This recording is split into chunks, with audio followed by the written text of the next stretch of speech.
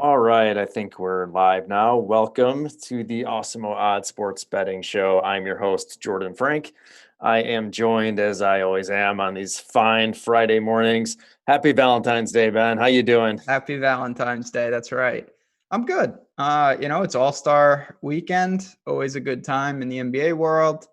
And we're going to have this going forward. This is a real cut sweat Friday for me. This big golf week with the Genesis. I know you were there yesterday checking out the action. So we got a lot to talk about despite there being no NFL.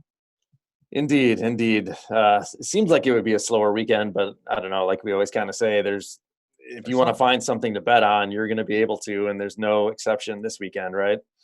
Oh, no doubt about it. Obviously, the NBA stuff, ton of fun. We will have some things. We got a show tonight with EMAC Fast Eddie talking about Rising Stars. I know Josh and Lofty did a really fun show this morning talking some NBA All-Star Game stuff. We're going to get into it, a little three-point contests, dunk contests, things like that. Have some fun with it.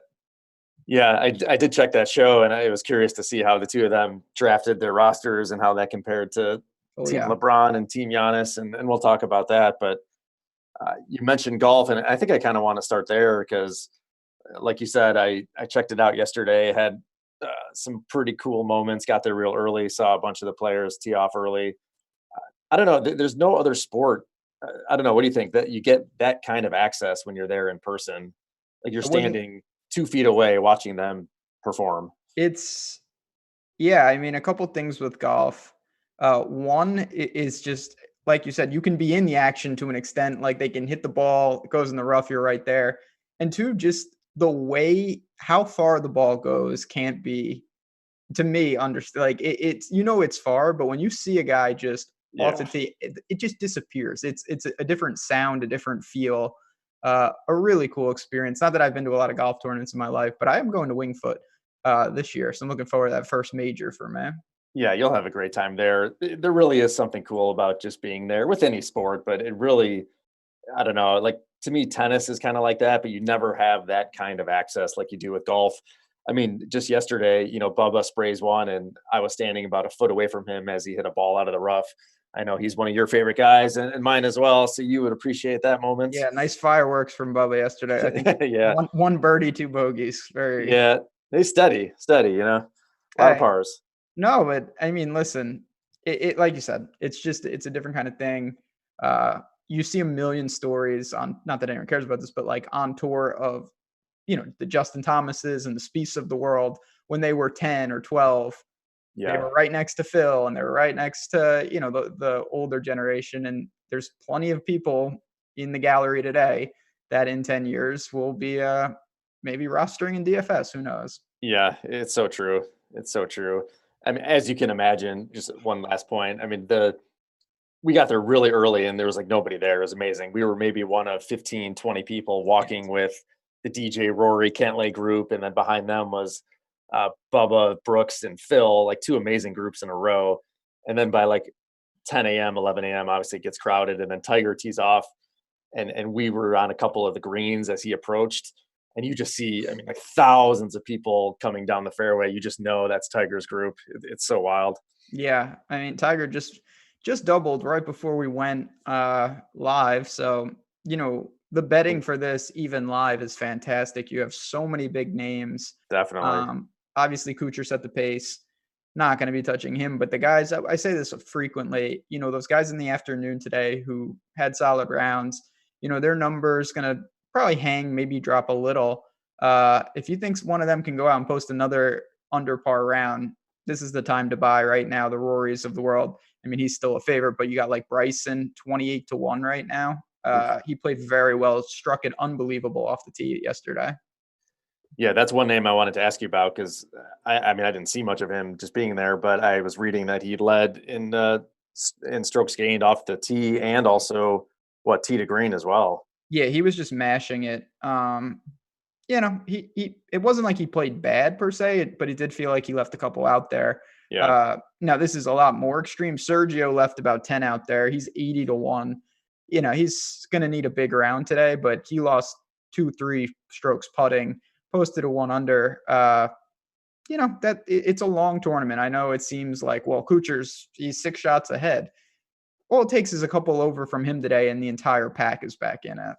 Yeah, yeah. You just got to get to the weekend, right? Get through today is Yep. obviously the big thing that we're all sweating from the DFS side, but then certainly when you're betting futures, you obviously got to get to the weekend. Oh yeah, absolutely. And in a tournament like this, where the winnings you can go backwards. Some of these tournaments, you kind of know even if the leader plays bad, he's going to shoot one or two under. So you got to go out and shoot like 63 to move up. Here, if you go post two or three under, and you're 5 shots back at Kuchar, he could shoot two or three over, and now look, you're tied. That's a very reasonable take. Yeah, yeah, I think so. So, what did you think of Patrick Reed yesterday? And looks like today is kind of continuing with a decent round so far. Yeah, he started big today. I see he just bogeyed, but three straight Uh, birdies to start. Still yeah, 5 under. I mean, he's in perfect shape. He just the odds are of course dropping because of what we saw early in his round. That was a yeah, guy that I did like, similar to Rose. Rose started early today, is playing very well. It's not, you're not getting the best prices, but you're still getting for Rose in the teens at 16-1. I see on my screen. Jason Day 25-1. Not where, but to me, Bryson 28-1. I don't really get that number. I think that's a little long for a guy playing pretty well. yeah. That's a little bit higher than I'm seeing, but that seems like a number I'd want to lock in. Yeah, I like I said, he didn't get the most out of his round yesterday. He's sitting in perfect position. There's, as we both said already, there's plenty of time. Like there's no urgency to make a move. He just needs to keep it steady. Yeah. Yeah. Let me ask you, obviously, one of the more polarizing players is Brooks, his first tournament back after the surgeries. What did you see out of him? I'm seeing him now live about 20-ish to 1 in that range. What do you think about him? I know you're Yeah, I not the mean, biggest Brooks guy. no, I'm not. Understatement. That is an understatement. He played fine yesterday, and I think, listen, I actually put in a position on Brooks before the tournament betting, partly because I wanted to hedge in DFS, and partly because I do think the win equity for him is better than his overall kind of like when you have a distribution of his finishes. I think he wins more often and gets cut more often than some of the guys right next to him. But he's coming along. The number doesn't entice me too much, honestly. I think he's kind of building up to some bigger tournaments, and we'll see where he's ultimately at now that Yeah. Rory has kind of taken control. Yeah. The GOAT. Yeah. Just seeing them hit off the tee was pretty incredible, especially Rory. Yeah, it's different. It is. But yeah, I mean, like everything, it's a fine line. I think you can open it up a little, but you can't be taking guys, oh, he's 8 shots back. He just needs to fire 65 today. Not many guys have that at Riviera in the arsenal. So, these guys 150-1. I don't really see anyone down there that can get in contention. I'm sure a couple people will make moves, but I'm Yeah. looking towards that next tier in the leaderboard to attack. Yeah. Certainly at some point, you're just throwing money away going after these 150, 250 to 1 shots at this point in the tournament. Oh yeah, for sure. I mean, and we'll see. The weather looks pretty standard. Nothing too Yeah. crazy. Like Pebble on Sunday, that was a whole different tournament. That was So brutal. yeah, that was great. But we'll see. I am interested to see if Kuchar can post under par today. He's going to put some pressure on people. It's hard to imagine he won't hold the 36, after Friday lead. Yeah. Yeah. Is he going off yet? Not yet. No, he's Oh, later. He's 12, 13. yeah. 3 So hours. and guys are going to put some heat on him. I mean, we have a handful of guys at 5 right now. A couple guys at 6, Kang and Dahmen. Yeah. So good for it looks like it's out there. I mean, there's guys 3, 4 under on the course. We'll see if somebody can post a big number. That would, of course, make them plummet in the market. But if you can buy low, now's the time. Yeah. Now's definitely the time. Were there any matchups or anything you looked at? Since we do have West Coast golf, there's still a bunch of guys who haven't teed off yet. Yeah, I mean, it's true. There are some guys. Xander was someone that he did not play well yesterday. Shot 1 over, but he lost 3 strokes putting. He's in that group with Day and Paul Casey, who are both really good players. Or not, he's with Day and maybe Wise, but regardless of that, I do think that he plays better today. If you want to buy low, I'm not overly concerned. With Day and Wise, I kind of like him in that 3 ball. He needs to make a move to make the cut. And I think if he doesn't bleed strokes on the greens today, we see Xander post a pretty sizable score. Yeah, that's a good one. I do like that position. Anything else with golf? Anything you're looking at, or just kind of obviously it's the cut sweat today is the biggest thing for DFS and in the betting markets? Yeah, I really hope that I can sneak my guys. Like most people, I have a lot of guys hovering around even. The cut is going to be around there. You just hope to get lucky with these guys that they can post some numbers. And then once the dust settles, I'll probably take some inventory and see what we can do. There's still plenty of time to get positions on guys even into Saturday. Yeah, selfishly, I need Luke List to make the cut. He's the one guy that I need to make a couple good lineups, get through. Well, he's, the under looks like. Yeah, he's doing all right. The thing about this course, and then we can move on to other things. The first hole is it's a par 5, but it's actually just like it should be a par 4. It would be very difficult. You have to take advantage of that. Like you need to get that one, and then it sets the tone. It's almost like a bogey if you par there. So List just made the turn. He's going to the first hole. He's got to get one there. Nice. Yeah, we got to get one there at least. So that's something to keep in mind. Not that you can do anything with it. It's just that's the way the course is set up. Yeah, that's interesting when you think about the live options or just betting futures that are still out there while they're on while they're playing, right? Like the construction of the course. And here where they're teeing off at 10 and at 1, so with the dual setup there. Oh, absolutely. I mean, little things like that make a difference. There's no doubt about it. Yeah, for sure. So when is the Rising Stars? That's tomorrow? Rising Stars is tonight, I believe. Oh, it's tonight. I thought the celebrity game was tonight. Am I wrong about that? No, you might be right. Tonight, yeah. Do they still have the celebrity game, or did they get rid of that one? I thought they had it. They used to. It used to be Friday night. I think they did those back to back. I don't know. I certainly don't know that. I should. Yeah, I think it might be back to back again. Because they definitely have it. Because I just pulled up. Not that the rosters for us. I don't have the rosters, but there are odds to win the Celebrity All-Star Game MVP. Someone named Quavo is the favorite. I don't know who that is. So that makes it more difficult. It's hard to handicap. We don't even know who the guy is. But by the way, that's Quavo. Quavo. Yes, he's one of the guys from Migos. If that helps you at all. One of the guys. Okay. He's a rapper. I know Migos. He's a rapper. Okay. Yeah. No, I'm calling him Quavo. Him and Common are leading that market. I think that's going to be a pass for me. Not going to lie. You're not firing on the Celebrity Game MVP? It's I don't know about all that. It's bad, disturbing. I don't know the format. Chelsea, Kane, Brown. These are all creative players. Darius Miles is in the game. Oh, there we go. Awesome. Former lottery pick. Quentin Richardson is in the game. Nice. Former DePaul great. Yep. And then we have the Rising Stars game, which, as we already mentioned, EMAC, Rinpack, Fast Eddie Fear tonight. I believe 7:45. They're going to be talking that live before lock, so go there to see the breakdown if you're going to dabble in some DFS. But that's going to be fun. I mean, we know there's Zion, Luca.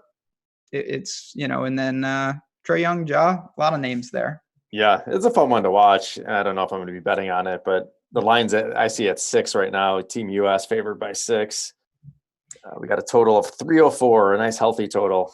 One of the things I was watching Josh and Lofty this morning, and I didn't even think about this, that got brought up, and I don't know how many times this has ever happened, or if it has ever happened. Luka, could he do the MVP of both games? It's certainly in play. Trae. How about Trae? Yeah, that guy. Get him out of here. No?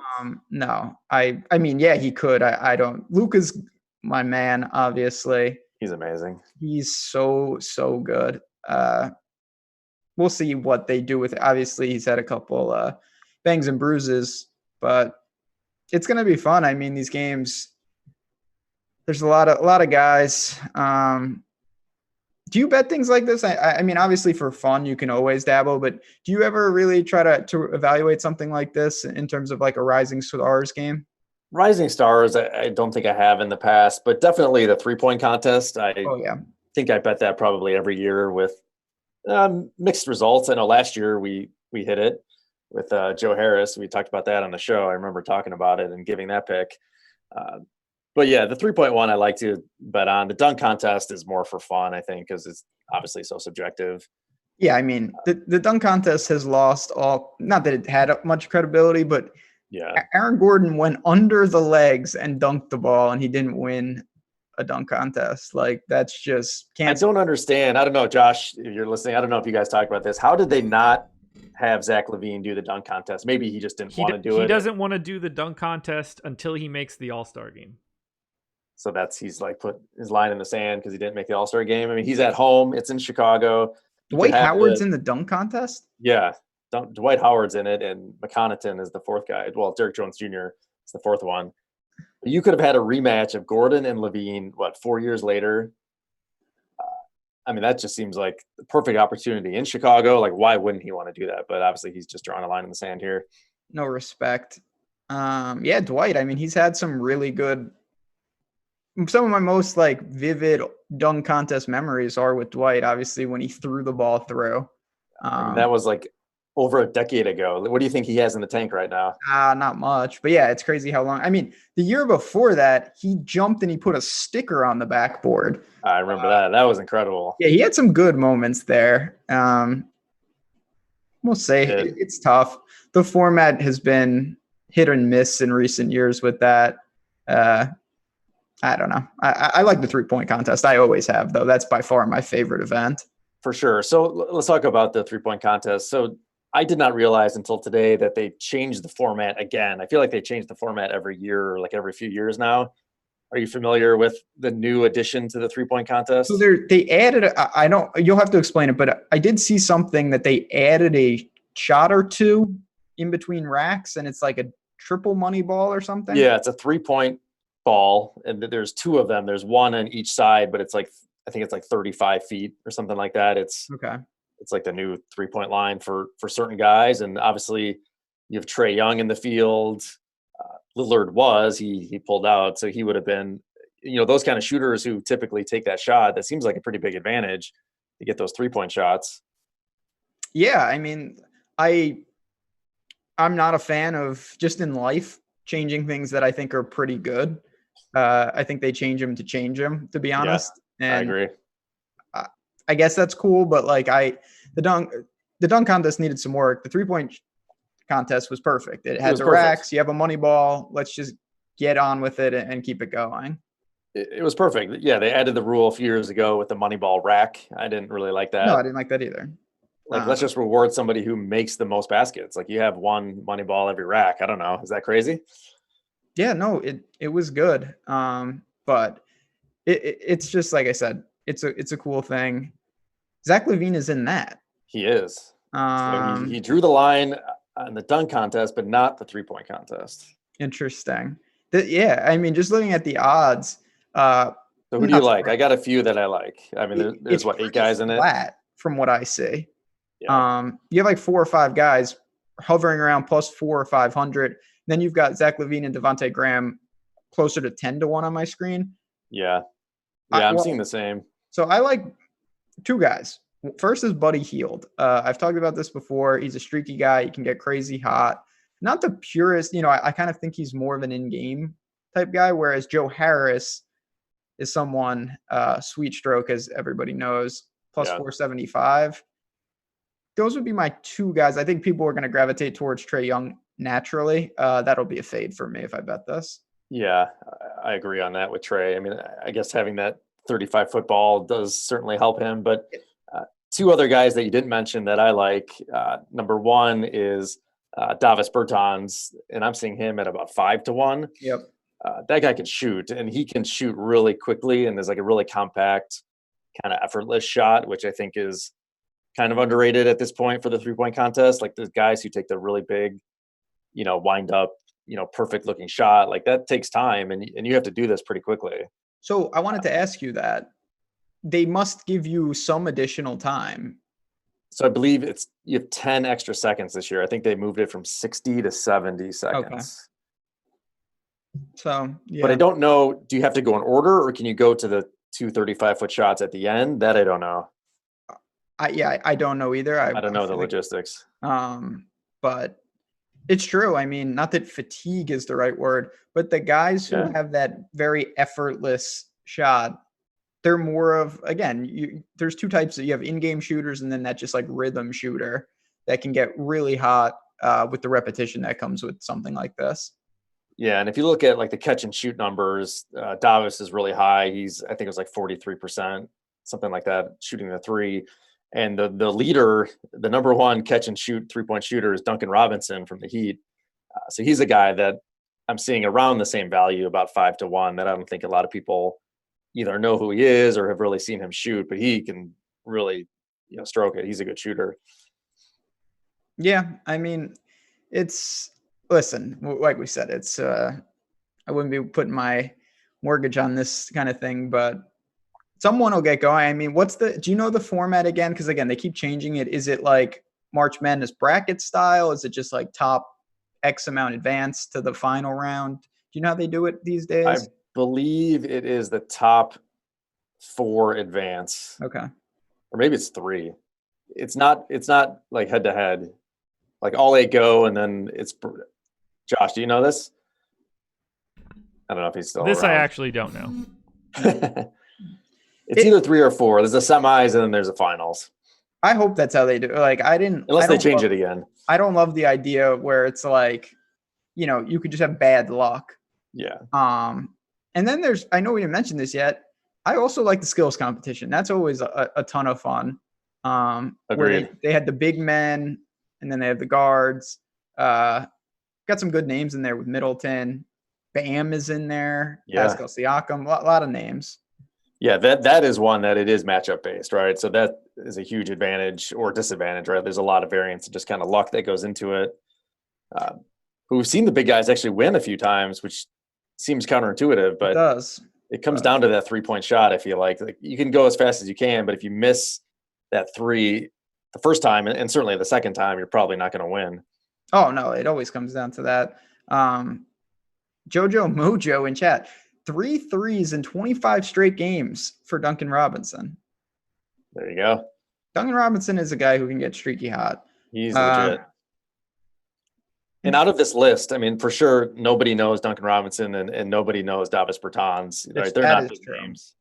So nobody's going to be betting on them. Trey is going to take obviously casual money. Yeah. It's Trey Young. First thing you think about when you think of Trey Young is he shoots a bunch of threes. Yep. And he does. That is true. So that is true. Can confirm. Sabonis. Yeah. I mean, God. It's a good field. I mean, you got Buddy Hield at the bottom. You mentioned Buddy, and obviously Devin Booker took Lillard's spot. Yeah. A lot of good names. It's a great contest. Man, I know I'm jumping around a little. Team LeBron is minus 215, and they should be. I don't know what Giannis did. God, that's pretty sizable for a game that's, pseudo random. It is. It's only the line. So they changed the rules in that game as well, which seems relevant to this discussion. That line is what I see 5. LeBron's favored by 5, which seems kind of low to me, given like this disparity of talent, or I don't know. Are people thinking that Giannis' team is going to play defense? Is that what we're missing? It's possible. I don't have the spread of this in front of me. I see 5. 5, really? I thought it would be. I saw 4.5 before it moved to 5. It seems low. Interesting. Well, yeah, I mean, listen. Yeah, I see 5. You're right. I get on the over-under, the old over-under of 300.5. Okay. Yep. There you go. Jeez, that is absurd. Yeah, Team World versus Team USA, over-under 304.5. Team USA 5.5 point favorite. You know how those goes. They normal totals in the NBA world, right? 300 plus. Hey, yeah, seriously. Yeah, Duncan Robinson, Michigan legend, also true. Yep. So we'll see. I don't. Maybe I'll hit it live. I'll probably bet All-Star Game MVP. That's something I do like to do for fun. Take a stab on who might get going for these teams. Yeah, that's a fun one. There's always, I feel like that's kind of narrative based, at least going into the weekend, and then somebody gets hot. Like, it's always going to be one of these alphas because they're just going to stop passing, right, and start shooting. Yeah, score 30 plus points. It's like tailor made for Westbrook every single year because Exactly. he has no filter. Exactly. But this year, the Kobe, I don't know what you want to call it. Yeah. There's a lot of guys I'm sure that want to win it for that could create like a, some type of arms race, for lack of a better word. Yeah. That's tone it's going to be somber, obviously, there's going to be tributes and whatever, and each player is going to do their own thing. Everybody's doing a tribute to Kobe individually. I don't know how that affects, these kind of markets, but that's going to be obviously such a huge part of the weekend. No doubt. It's a bummer. This is one of the first times in a while that I wish I was back home in Chicago, because I for sure would have gone at least Saturday night, probably not Sunday, but Saturday night is fun. Oh yeah. So if I could go to one night, it would be Saturday. Yeah. I don't care about the game. Now the game is whatever. I guess we talked about the dunk contest. Do you have any picks or plays or thoughts? I mean, we talked about Howard. Who knows what he has in the tank? You got Aaron Gordon coming back 4 years later. I'll just side with him just because he should have won. I never seen anything like that. But no, I don't. It's like you said, it's it's just, it's judges. It's all arbitrary. It's figure stating on meth in terms of how they judge this stuff. I don't dabble with stuff like that. That should be the tagline. That would draw some casuals in, no doubt about it. It would. It was interesting. You and I were talking before that I think all of the regulated sports books in the U.S., FanDuel, DraftKings, PointsBet, all those guys are not taking action on the slam dunk this year because it is subjective. It's not the outcome isn't technically determined on the court, right? Like, it's just based on the judging system of like celebrity judges. I mean, it's not like there's any kind of, credentials here. No, there's no criteria. There's no credentials. I mean, half of it is showmanship. Like, if you get the crowd into it and you do the same dunk, everyone starts screaming and they're holding up the 10s immediately. If it's dead quiet in there, you get the 8s. So that's where Levine, he blew it. This was his chance. He did. Yeah. I mean, you get the huge bump when you're at home. Yep. Whereas the 3-point contest don't really matter. Like, ball's going in, ball's not. Yeah. Crowd noise is not going to make a big difference. Can confirm once again. What's your favorite all-star memory? You mentioned a few Dwight Howards. Do you have any dunk contests or 3-point shootouts, anything that comes back? Even though I can't stand the Warriors, certainly when like Steph and Clay were kind of going back and forth for a while. I mean, I don't have one that really stands. Obviously, even though I was pretty young, Vince Carter, of course, was there. Honestly, Kyle Korver with AI. Yeah. AI cheering him on. That's something I just distinctly remember kind of like where I was. So there's been some good ones. I mean, now it's been a little worse in recent years. Yeah. That's gotten so bad the last couple of years. I'm hopeful that maybe this year they'll actually get some decent dunks and it'll be a fun contest. But for me, it's more, I'm probably going to age myself. It's definitely, I mean, as a child of the 80s, it's going to be Dominique and Jordan back and forth for 3 years. Culminating in 88 at the old Chicago Stadium. I wasn't born. That was that's when Jordan did it from the free throw line to win it. Good for him. He's good. He's okay. Yeah. Yeah. I mean, listen, we'll see. Obviously, for me, college basketball, it's not like they're breaking; they're just getting ready. So it's just a little more time that I devote to that when there's no NBA. Yeah, and really, I mean, that's a good pivot there. We talked about golf. Obviously, the other big item for the weekend really is college hoops. I mean, are there any spots you're already identifying or any matchups that you're looking at this weekend that you want to talk about? So, we'll see. Obviously, Maryland and Michigan State play. Michigan State is coming off a big win in a game that they should have lost, in a game that they should have won by 20. They had the game in full control. They blew it. They scored at the end to win by 1. at Illinois, as you know. Painfully confirm all of that. Yeah, I was on Michigan State -1.5, so there were no winners of this podcast. That's rough. I want to see what they do against Maryland. Maryland is a team that I have positions on to win the title. I think they have everything that I want. They have experience at point guard. They have big men, similar to Oregon, who played last night. That's a team that I do really like. North Florida, what can I say? They played last night. They covered again because they always cover. Austin P last night, big win against Murray State. Those are two teams that I would love to see make the tournament. Both North Florida and Austin P have a decent shot to grab their league's automatic bids. If they do, they'll be, a 14 or a 15. I wouldn't want to play them. So we'll see. But to me, it's still the storylines that I have is how good is Baylor, because they've done what they needed to. Will San Diego State lose before the tournament? Seems like no. They go to Boise State and Nevada, I believe, but that's about it. And then seeing, within the Big Ten, is someone going to emerge as kind of a clear favorite, or are they just going to be a conference with a bunch of 4 to 7 seeds? Yeah, it kind of seems like the latter there.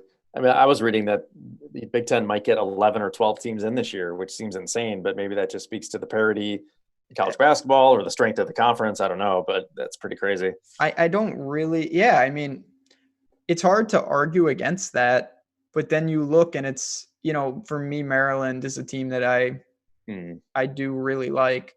But I don't know exactly where some of these teams are at.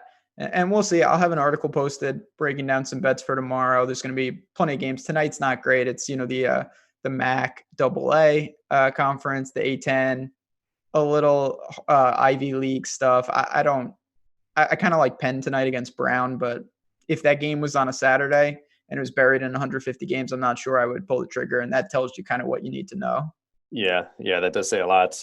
Friday nights usually there's not a ton going on, but tomorrow I'm assuming it's your normal 140 plus game slate for college hoops. Yeah, there will be a lot to go around tomorrow, no doubt. And I do want to say real quick, as Nightbot just said, we are running a promo break, just the word break. You get 8 days of Awesemo plus all access for only $15 during NBA All-Star break. So you're going to get golf, NHL, MMA, EPL, all that good stuff. You can get in, check out some of those niche sports, which honestly are softer in the DFS world. So we really recommend that. You get in Slack. You can see my egregious college basketball bets. What could be better than that? Yeah, thank you for bringing that up. I forgot to mention that. I also forgot to mention our sponsor, EV Analytics. I do want to give them a shout out as well. They have a ton of betting stats, data, content, so make sure to check them out. But yeah, as you mentioned, Ben, this is a good time. Obviously it's a big NHL weekend as far as contests on the DFS side, and you're gonna have a lot of people jumping in that don't really know what they're doing. So if you can have, the content and data and projections that we offer, I think you're going to be ahead of the game. Oh, absolutely. So these are the type of times where the tools are even more important because you can lean on them to fill in what are going to be obvious blanks. Like if I played hockey, I have to use, those tools. I don't know enough about hockey on my own, then that's where it really comes in handy. Yeah, I'm 100% relying on those if I'm playing NHL. Yeah, I don't know anything about hockey. Go Rangers. But there you go. They're not good. And I guess there's XFL this weekend. I know we talked a little bit about it last week. Did you check any of it out? What did you think of the actual product? So I did check it out. Unfortunately, I can't play in New York State. I plan to get across the border one of these weekends, but I didn't do it last week. I watched the games and I actually thought it was pretty good. I thought that the coaching was pretty bad, only in the sense that there's these new rules, and I don't know why you wouldn't try to exploit some of them while you have the chance. Yeah. They kept it pretty vanilla for the most part. Yeah, apparently no coach went for. I guess they all went for 1-point conversions the whole time. Nobody went for 2, and nobody went for 3. Right? They have a 3-point conversion as well. And nobody went for a double pass. And yeah, no one tried the double pass. What? I don't understand how they don't understand that that's the kind of stuff that no one's going to be prepared for, that in the sense that no one's seen it before. So if you can find some niches and be ahead of the curve. Yeah. So what did you think of the actual like presentation with how much they integrated gambling? Like, did it feel like natural to you? I mean, it felt like to me some of the announcers really weren't comfortable. So we talk about this a lot. And chat, you can debate whether we know what we're talking about or not, but We shouldn't open the door to this. yeah, but betting in general is something that if you don't know it well, it's very awkward to talk about. And I think that did come across. There were multiple times with like the over unders where they just like didn't understand where these spreads opened. They didn't understand little things that honestly, if you're pretty casual, it may not register. But like, I don't know. I've bet at quite a few games in my life. Like when you hear it, it kind of just like it catches you in a double take moment, and you're just like, well, that person, it doesn't sound like they bet too much or that well versed. Yeah, and especially sticks out because like that's kind of the angle that they're going with, is that they're so integrated into the betting of the game. Like they're showing the futures market on the screen, they're showing how the total is adjusting. Like they really want to have that as part of the product, which I think is a good idea and something a little bit different. Oh, it's a great idea, yeah. But like you can't have that disconnect between, wanting to integrate so completely and then having, the announcers not quite as comfortable, or at least have that basic understanding. Some were better than others. I mean, I didn't watch a ton of the game, so I don't have like a great take here, but no, it did stick out to me a little bit. I didn't watch a ton of it either. And I don't want to say it was all the time. There were just a couple moments and a couple comments where it was just like that doesn't actually make sense, where it's like, but I thought it was all right. I thought the QB play was pretty bad. Not shocked. Again, I like there's one team, you have Quentin Flowers, who's very mobile. Just like don't go to him. They're just using Aaron Murray, who not great, Bob. So we'll see if teams start to get more comfortable. It was the first week, of course. And, we perfect way to say right after this show, 1 p.m. Eastern, we will have, I believe, Spags and Salvetri, who've been doing a ton of great work for us on the XFL platform. They're going to be breaking down week 2. So if you are playing, obviously stay tuned and watch that show. They have everything you need. Yeah, absolutely. I was going to mention that as well. As little, as we've been kind of diving into this, they're on the complete end of the spectrum, the complete opposite side of the spectrum, Spags and Salvetri. So stay tuned.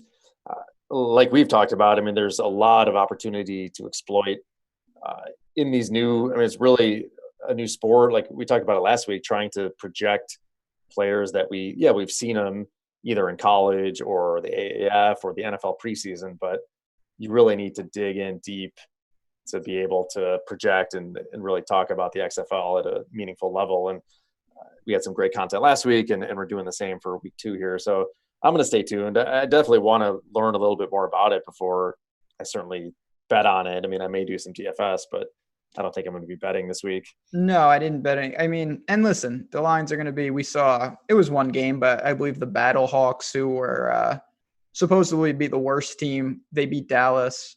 It's early. I think like anything, when you're 2 weeks into something, the overreaction to week 1 will be immense. Yeah. The teams that lost are the bad teams. The teams that won are the good teams. That's not how it works, obviously. So just keep that in mind.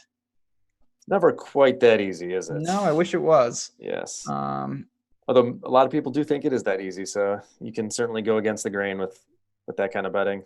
You could do whatever you want. That's true. But no, it's going to be a fun week. And like I said, if you have any questions, I'll be in Slack breaking down mostly college basketball, but plenty to go around if you're looking to get some bets down. Anything else on tap for the weekend? I guess I should bring up the Oscars since we talked about that last week. Did you watch the show at all? No. Zero? My better half, she was flicking back and forth. I did see Parasite win at the end there. I was happy for them. Not that I've seen the movie, but good for them. And yeah, it was, I kept an eye out for some of the things that Jessica was talking about, that's always a fun show. I really enjoy talking Oscars, even though I don't know what I'm talking about. Yeah, it's a lot of fun. It's, it's something, people do bet on it, and there definitely are kind of fluid markets. We saw a lot of line movement. You can call steam if you want to, but certainly Parasite was not the favorite to win Best Picture, though it came pretty close by the close. Yeah, it was pretty neck and neck with 1917.